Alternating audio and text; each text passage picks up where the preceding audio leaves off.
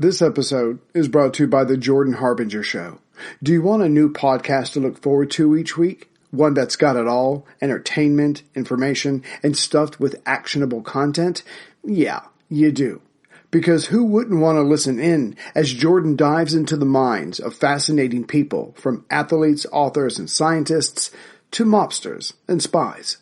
Each week, Jordan uses his interviewing talents to bring you never-before-heard stories and insights to make life more understandable. He has one of the most highly rated self-development shows out there. Listen in, learn, and look forward to each new episode, like I do. And I would like to recommend a few episodes myself. The first one is episode 650, Brian Klaas, The Corruptible Influence of Power, and the other one is episode 585 with Timothy Snyder, 20th Century Lessons on Tyranny. Check them both out. You can't go wrong with adding the Jordan Harbinger Show to your rotation.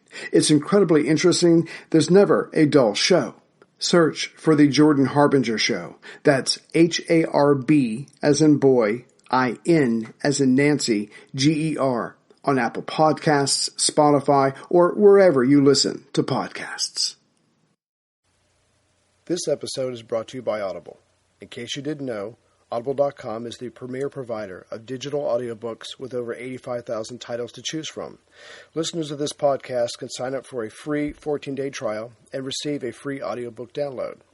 You can cancel at any time before your 14 days are up and keep the audiobook. Or you can continue on and choose from one of their great subscription plans. Today, I would like to recommend The Man on Mao's Right by Zhou Ju. I just finished listening to this, and it was an amazing story.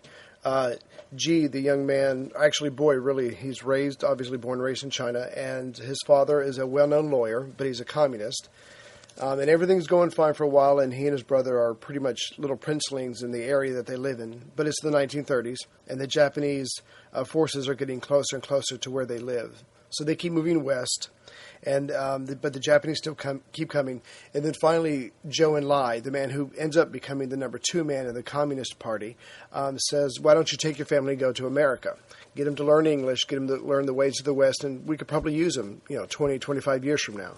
I mean, this is how they thought. It was pretty amazing stuff. So he goes to America, and he picks up the language, and he falls in love with the country, and the country falls in love with him, especially, the ice cream. He loves the ice cream there. And everything's going along fine. He goes to Harvard. He gets his degree. He's enjoying life. Everything's great. But then when the Korean War comes in the early 1950s, he feels the pull of his original country. And so he goes back to China to help.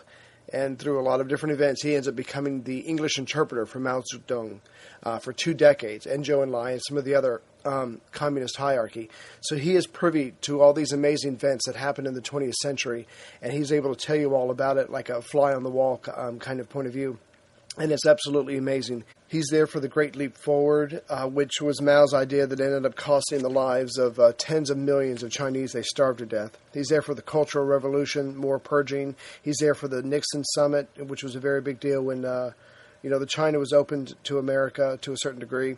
And he's there for other events in Tiananmen Square. So it's an amazing story, amazing read, and he just had this incredible life. And you really get a personal account of what happened in China before he leaves, and then when he goes back. And as far as, China is going to be the new superpower, and we should all learn about it, but it really is an amazing story. And of course, after a couple decades, he's still seen by the people there as someone who's too westernized, so they send him to collective farms to be re-educated numerous times.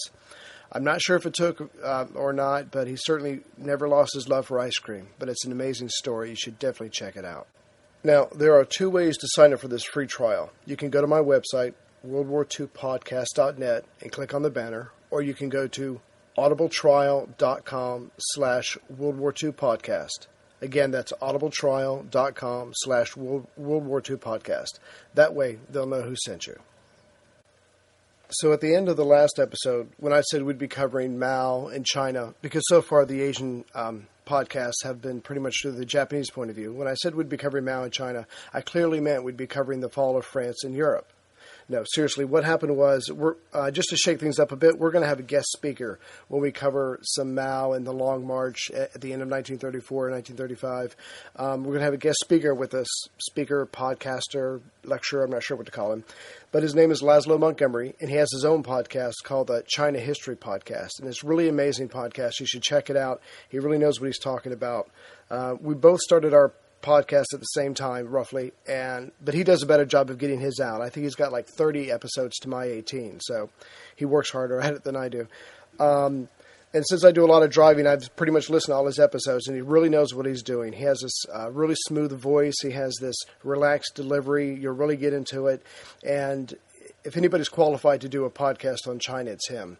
You know, for my podcast, I pretty much have to read a whole bunch of books, go on the internet, look at my DVDs, read memoirs, and you know, put it all together to make it, which is why it takes so long for these to come out. But for Laszlo, he's the real deal. He's been studying Mandarin, I think, since 1979. He's actually lived in China, I think, for 9 or 10 years.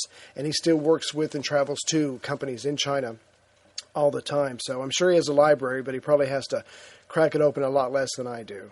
So listen to his podcast. It's great. And there's little language lessons. By the time you listen to a couple, the Mandarin will probably start to make sense to you. And by the time you get to the end, you'll have figured out why the Chinese need all those little red envelopes for Chinese New Year. That was probably my favorite episode.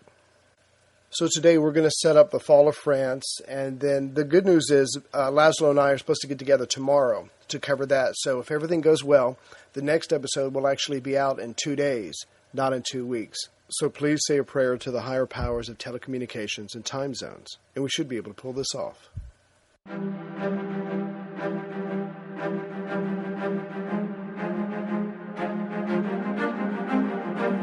Hello, and thank you for listening to a History of World War II podcast, Episode 18, The Fall of France, Part 1.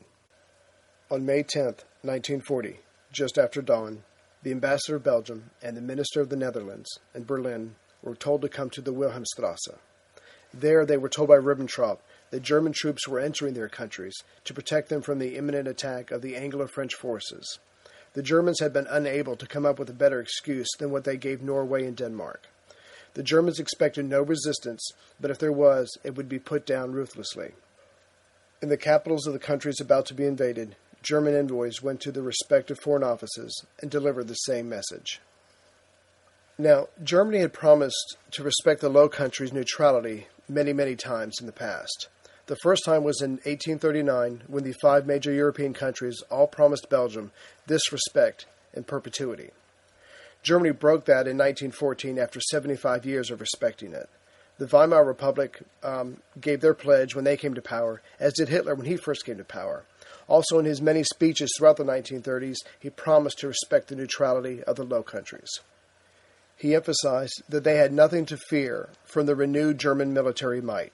Of course, he did this so they would break away from their formal alliances with France and Great Britain. And that is what they did in April of 1937, when they were released from the Locarno Treaty. But we now know that as early as August 1938, Hitler had an interest in taking these countries to protect his northwestern flank, as well as giving him air bases that much closer to northern France and Great Britain. Again, on August 1939, Hitler talked to his generals about the possibility of invading Belgium and the Netherlands. But it was only after Poland had fallen that Hitler was ready to go past the discussion phase of operations. Now, we've covered the fact already about the warnings given to the Low Countries about the German attack. On November 5th, 1939, a Colonel Oster, an anti-Nazi conspirator, had warned the military attachés in Berlin that an attack was coming on November 12th. And again we covered on January 10th, 1940, when a German plane was forced to land due to fog, the actual plans for the battle got into the Belgians' hands. So it was Colonel Oster, who was a good friend of Colonel Sass, the military attaché for the Netherlands in Berlin. He'd given him the information, who then passed it on to his government. But since neither date was kept for the attack in the Netherlands or Belgium, Sass lost some of his credibility. But he got it back when Oster gave him the correct date for the attack on Norway and Denmark and passed it on to his superiors. As early as May 3rd, Colonel Oster told Colonel Sass about the new date set for the attack on May 10th for the West. The Dutch were able to get confirmation of this date from someone in the Vatican. And remember, Mussolini had Ciano leak this information as well, even though Hitler knew about that. The Dutch had told the Belgians, and they were both trying to get ready. On May 9th, Oster and Sass dined together for the last time. Oster was able to confirm the date once again for Sass, and after dinner, Sass went to the Belgian legation, told them, and then he went back to his own, and he confirmed it with The Hague. Despite all this, and other instances that the attack was coming, Britain and France were still taken by surprise. Neither general staff put much stock in the first reports that were coming out from Brussels or The Hague. Britain was in the middle of a political crisis of its own, when Chamberlain was being blamed for the Norway fiasco, and he was being replaced by Churchill, which wasn't resolved until the evening of May 10th, the first day of attack. When both staffs realized the situation, they couldn't help but feel some tension towards the latest victims of Nazism.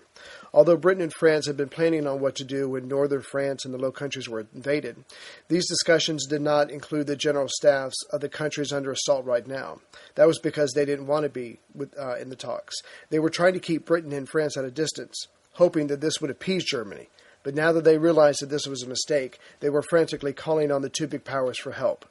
But of course, this resulted in very little coordination at first that could have made a big difference in trying to stymie the German plans of conquest. So the Franco-British Plan went ahead as drawn up, and a huge Anglo-French force rushed northeastward from the French border to the main Belgian defense line along their wide rivers east of Brussels, the capital. And we'll get into the details later. This is where the Allies hoped to stop the German invasion in its tracks and prepare for a counter-thrust. Unfortunately for them, this is exactly what the German plan expected and hoped for. The Anglo-French forces, along with the Belgian line of defense, would soon find themselves trapped and cut off from Paris and any help. That's because the German plan had been greatly changed since it fell into the intended victims' hands on January 10th, which turned out to be very fortunate for Germany. The plan at the time was very similar to the plan used in World War I. It was predictable and therefore stoppable. So Fall Gelb, or Churchills as the plan was called, was haphazardly put together in the fall of 1939, when it was clear that Poland was doomed. Hitler wanted to attack in the west by mid-November, when he realized that they were not ready. Again, the original plan called for the German forces to invade Belgium and northern France, and some forces would take the port cities along northern France, so the British could not land nearby and help out. And other German forces would continue to arc around and get behind the French forces where the Maginot Line is at, and it would be able to attack from the front and the back and wipe them out. But as time went by, the plan evolved, and Hitler saw things differently now. He now wanted a more limited war. He wanted to save his troops for the big fight with the USSR. Hitler was now hoping to drive into northern France, take the port cities, and use their land bases to harass Britain with his Luftwaffe. But here's the big change. He only wanted to push back the French forces, not destroy them outright. That would take its toll on German men and equipment, even in victory. He still believed that the British and the French did not have their hearts in another war, and they would be willing to make peace with him if he could threaten Paris and bomb London. So again, the idea of German forces invading through Belgium and northern France was expected by the Allies. Their Plan D, written up on November 17, 1939, called for the French 1st and 9th Armies, along with the British Expeditionary Force, to quickly put themselves in the main Belgian defensive line along the rivers Dyle and Meuse from Antwerp to Louvain. Now, the Allies saw the weakness in their own plan. They knew it would take time to rush their forces up to the main Belgian defense line. And again, that was because Belgium would not let any of the forces in their territory until Germany attacked. Again, understandably, they were hoping to remain neutral. So the French got the Belgians to promise to strengthen their defensive line along the rivers to give the Anglo-French forces time to reach them and to be able to help. But that's as far as the Belgians would go. At the end of November, the Allies then improved upon their plan to cancel out the supposed German plan by deciding to rush General Giard's 7th Army up the coast to help the Dutch in case Antwerp and the Netherlands was attacked. So the Allies believed that they were set. If Germany decided to flank the Maginot Line by swinging north of it, they would be met by the entire British Expeditionary Force, the best part of the French army, 22 divisions from the Belgians, and 10 divisions from the Dutch, a force that would turn out to pretty much equal the Germans in that area. But it was this very expected crashing of opposing forces that Germany needed to avoid. Speed was needed. Speed was the only way Germany could roll back their enemy, in this case France, so Britain could be focused on. So when General von Mannstein, the Chief of Staff for General Rundstedt's Army Group A in the west, saw Fall Gelb, or Case Yellow, he knew instinctively it needed changing. He was a relatively junior rank, but he turned out to be a gifted officer for strategy and tactics. So during the winter of 1939-40, Mannstein was able to get his ideas before Hitler, with Rundstedt's help on February 17th. His idea was to feint right through the Low Countries, which is what everyone expected, and which had been done and almost worked in World War I. So the Allies would probably assume the Germans were trying it again. This feint would cause the British and French to rush their forces into Belgium, further away from Paris and the real point of attack. He then proposed to strike in the center of the French defense line, just north of where the Maginot Line ended, around Sedan, with massed German armor going through the Ardennes, a wooded area considered impassable by tanks, by most military personnel of most countries. And the Ardennes is located in southern Belgium, just north of Luxembourg, which is going to be taken as well. It was a daring plan, it had risks, and Hitler loved it. He quickly thought of it as his own, and he pushed it on his generals. Halder and Brauchitsch fought it at first, but then Halder changed his mind, got his hands on it, and with his general staff officers, greatly improved its details. So on February 24th, 1940, the OKW formally adopted it and sent out new deployment orders on March 7th. They were getting ready.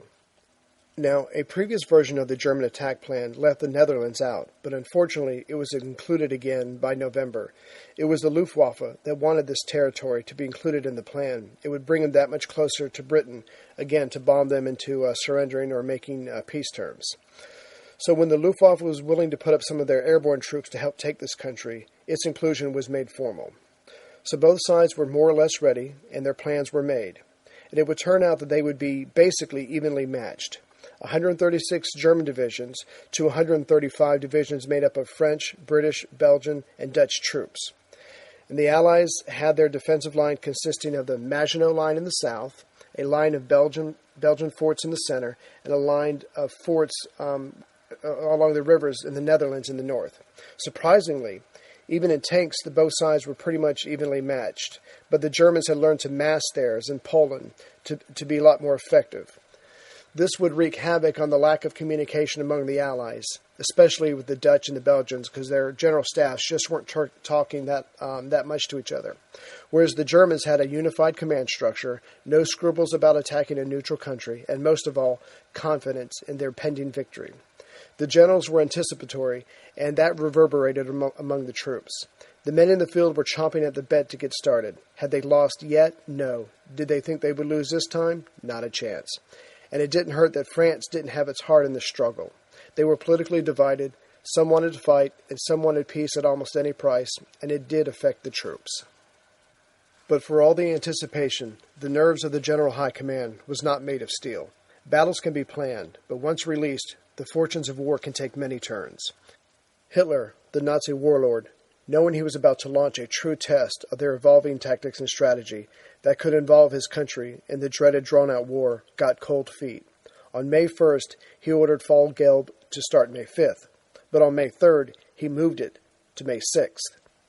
This move, he said, was due to weather, and he needed more time to strengthen his justification for attacking the neutral countries. He delayed the start 2 more times, but on May 8th, pushed by Goering, moved the attack to May 10th, but warned everyone there would be no more delays. So on May 9th, Hitler boarded his train along with Keitel, Jodl, and some of the other OKW staff, and he made his way to his headquarters, which would be about 25 miles from where some of the German forces were bound for Belgium. When the weather reports came in and everything looked good for the operations on the 10th, the code word Danzig was given at 11 p.m. local time. Now in France, as stunning as the German victories were in Norway, Premier Reynaud of France was equally stunned by his lackluster 67-year-old generalissimo of the French army, General Maurice Gamelin. He was respected by the French and German military and was full of action during World War I. But now, besides keeping politics out of the army, no small feat in the post-World War era, he seemed to be focusing on defense only and using tactics from the previous war. When Renault asked what Gamelin's plans were when the Germans made it to Norway first, he merely said that it was a naval and therefore British operation, and he would let them control it. But it was clear to Renault that Germany was the only one in control of the Norway operation. When Renault continued to push his ranking general to come up with a plan based on the current situation in Norway, Gamelin could not be moved. Daladier, the former premier and current defense minister, supported his generalissimo. So Renault wanted them both gone. France and French armed forces needed new blood in these key positions because it was obvious to everyone that war in the West was coming soon. On April 27, 1940, Renault was flying to London for a meeting with the Supreme Council. Only by coordinating their resources and actions could the West hope to stop the Goliath that was the German armed forces. Right before the plane took off, Renault told Paul Baudouin, a member of his government, that Daladier and Gamelin had to go, but he wanted the permission of President Lebrun before taking any drastic step during the crisis. The meeting between Baudouin and the president was a complete waste of time. The president wished to remain above it all and pretend to not even know that there was tension within the cabinet. But he did make one decision.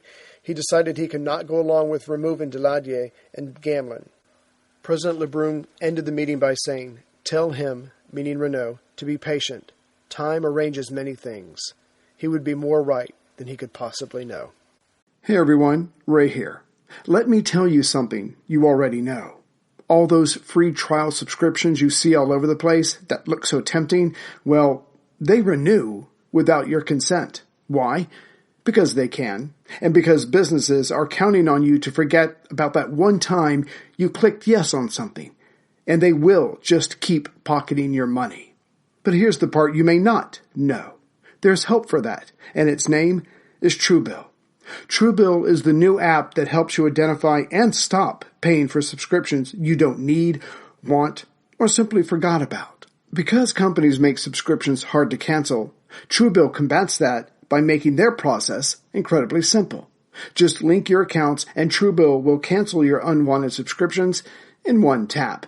And on average, people save up to $720 a year with Truebill. Don't let the corporations continue to nickel and dime you to death. And with Truebill, your Truebill concierge is there when you need them to cancel an unwanted subscription, so you don't have to.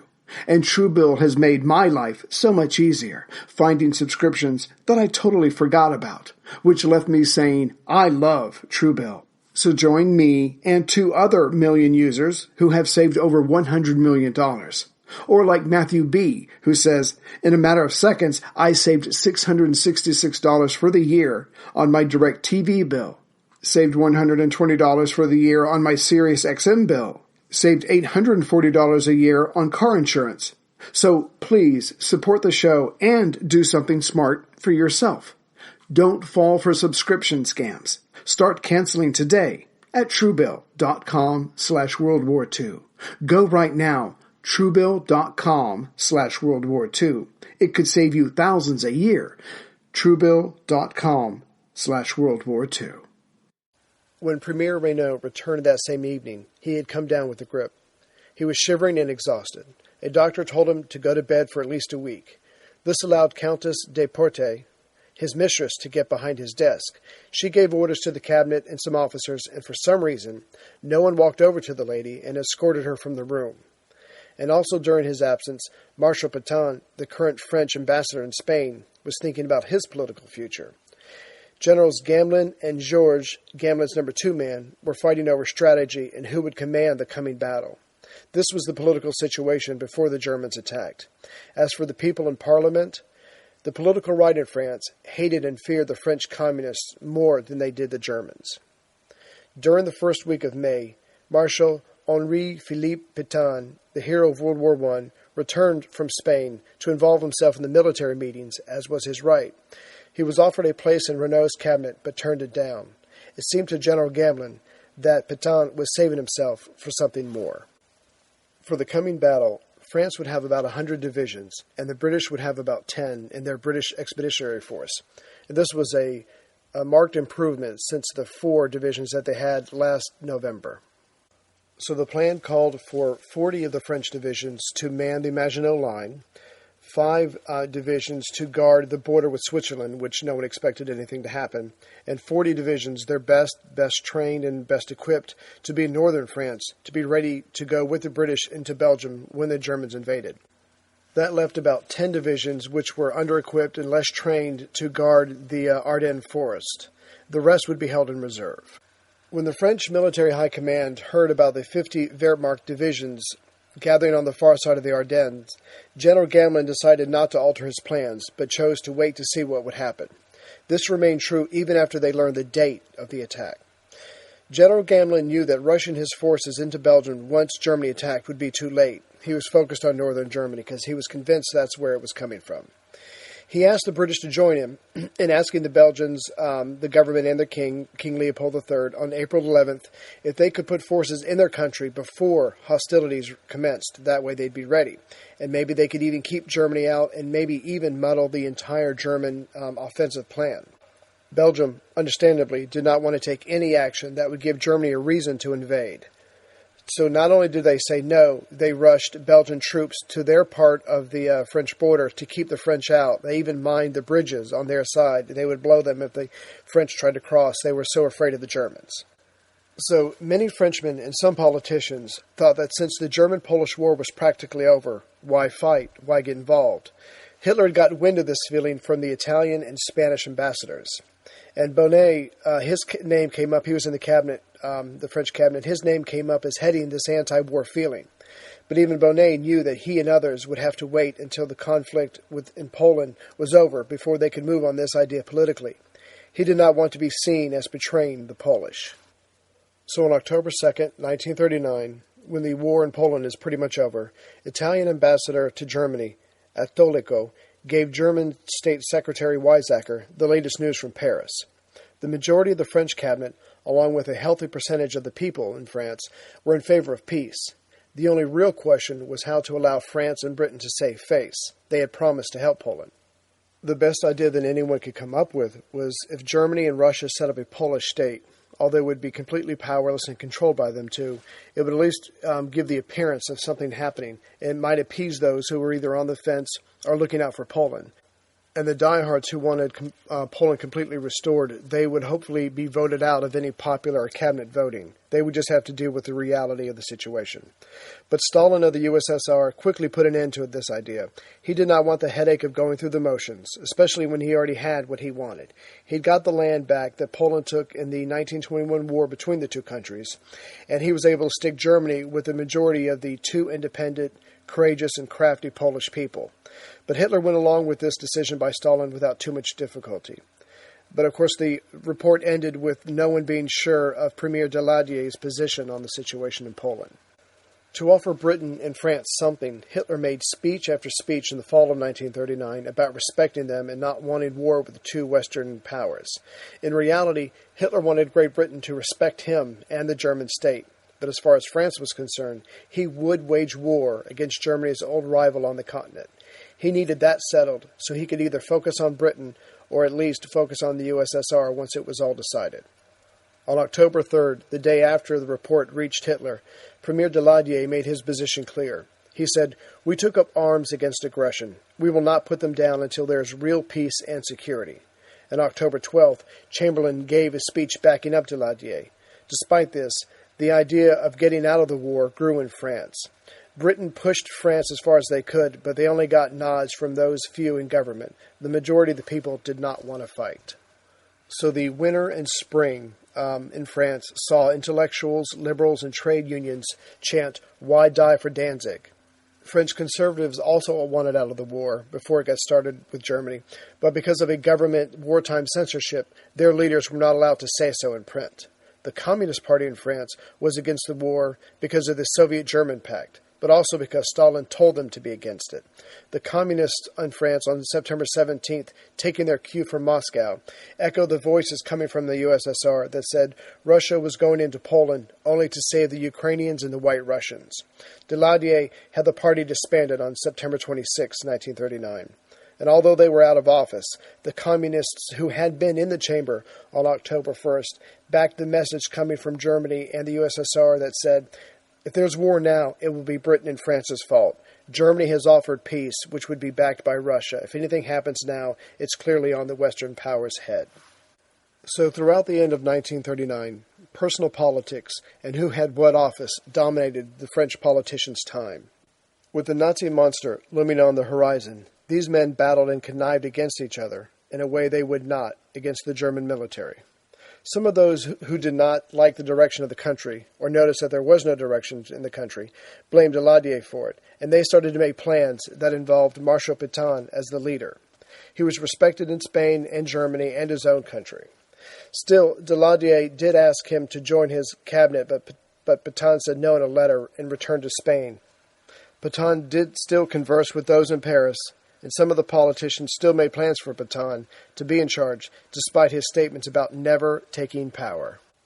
Now, during all this, Colonel de Gaulle, commander of the tanks of the Fifth Army, wrote a letter to his superiors on November 11, 1939, and he pointed out that the gasoline engine knocks out our military doctrines just like it will knock out our fortifications.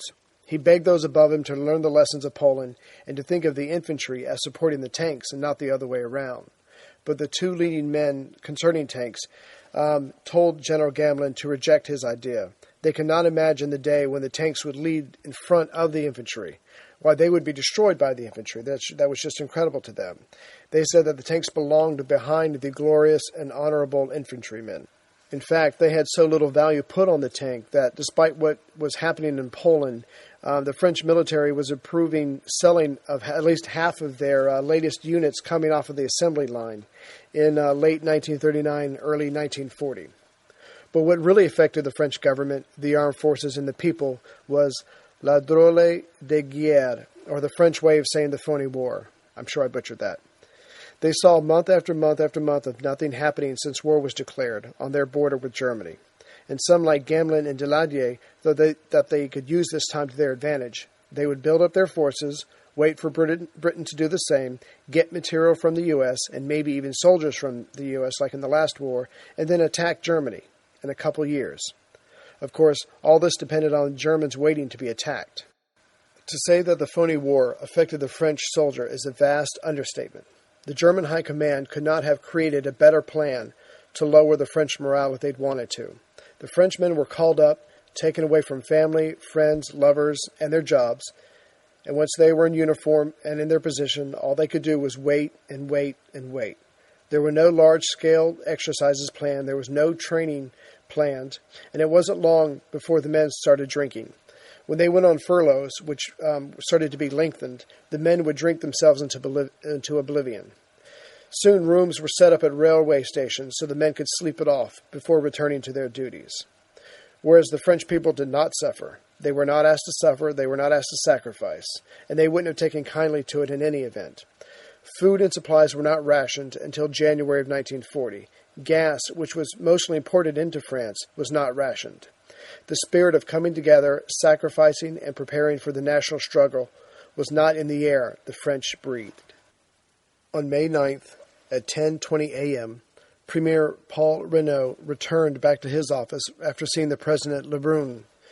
Lebrun had rejected his idea of getting rid of Gamelin, but Reynaud was still determined to get his way or to resign his cabinet if they did not go along with him. So he walked into his office where he had them assembled and waiting. Although his voice was hoarse from having the flu for a week, he read to the totally silent cabinet his indictment of Gamelin and his handling of the fiasco in Norway. It took 2 hours. At 12:30, he put down the last page of his report.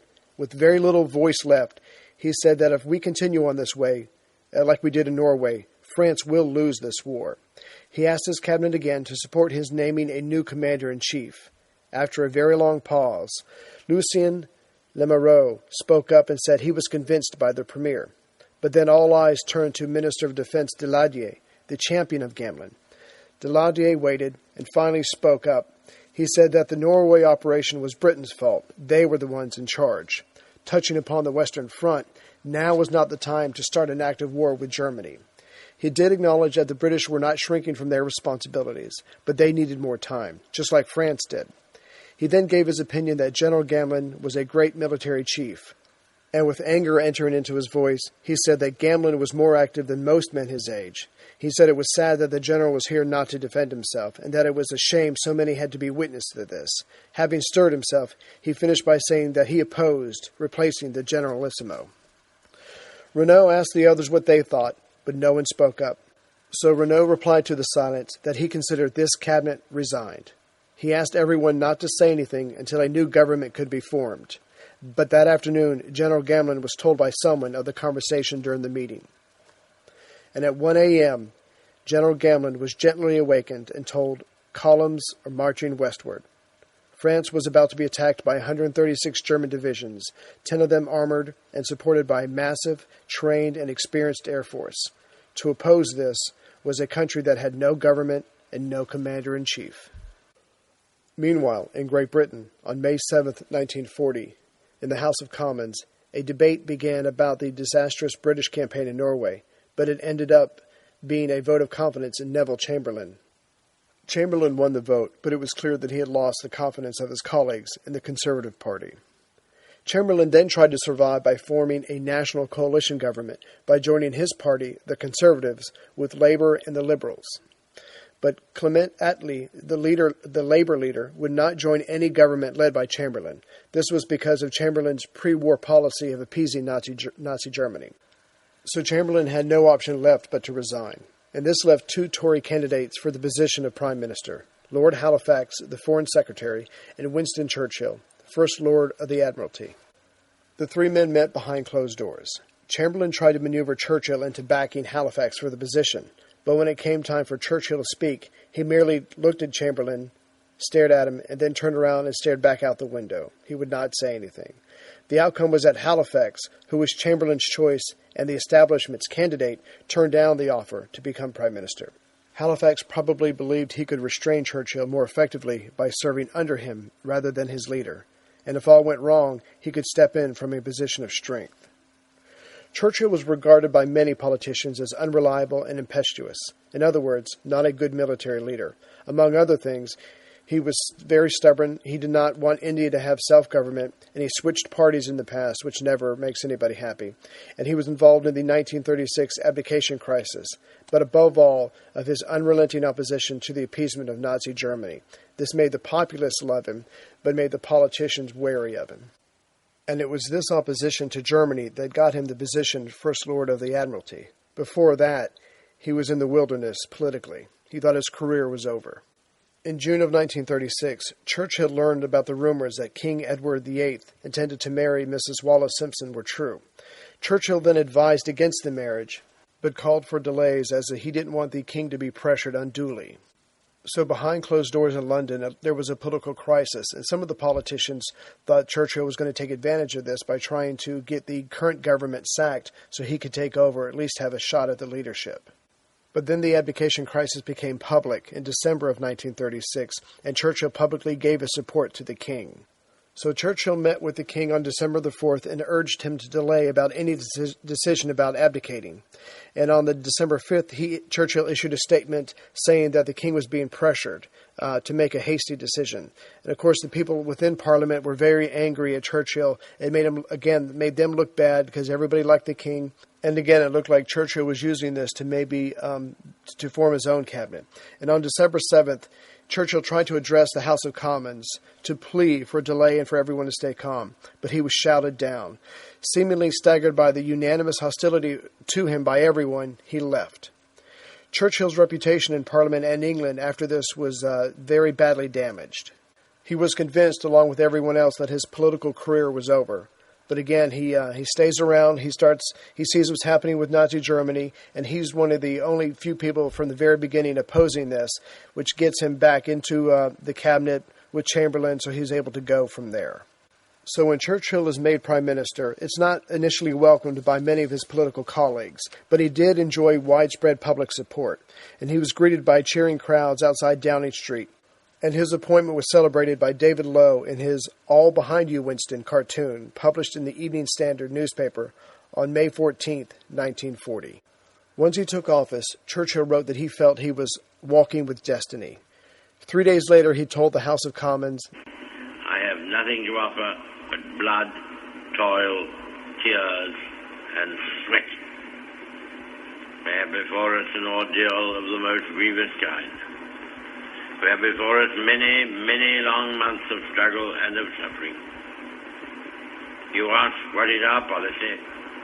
I will say, it is to wage war by sea, land, and air, with all our might, and with all the strength that God can give us. To wage war against a monstrous tyranny never surpassed in the dark and lamentable catalogue of human crime. That is our policy. You ask, what is our aim? I can answer in one word, victory. Victory at all costs. Victory in spite of all terror. Victory however long and hard the road may be. For without victory there is no survival. Let that be realized. In Italy, Foreign Minister Ciano, who was still anti-German, was falling behind on his self-appointed task of moving Mussolini away from Hitler. Ciano used Mussolini's constant swinging back and forth and his enthusiasm for risking everything for war. But getting Mussolini to hold a decision was like trying to hold back the wind. He would agree with you in the morning, but change his mind by afternoon. It seems Mussolini never quit playing the what-if game in his mind. Ciano found himself in the early spring of 1940 spending more time at the golf course away from his father-in-law, or in Albania, his private fiefdom. Both places allowed him to be the big man in the room, and he was tired of Mussolini overshadowing him. Ciano also had to fight against the growing German list of victories. Italians who were either against or neutral about Germany were coming around after Norway and Denmark, the latest victims of Germany. This would leave Mussolini alone to call Claretta Petacci. At least he would be able to impress someone on the phone with his mostly decided decision to go to war alongside Germany. Next time, we'll have Laszlo Montgomery of the China History Podcast with us, and we will cover the war from China's point of view for a while. The Long March at the end of 1934-1935 has become a myth within the Communist Party in China. While the communist hierarchy are running away from Chiang Kai-shek's nationalist troops, Mao was able to use that time to solidify his position within the Communist Party. And again, Chiang does all this to get his son back. Eventually he will get his son, but Mao will get China.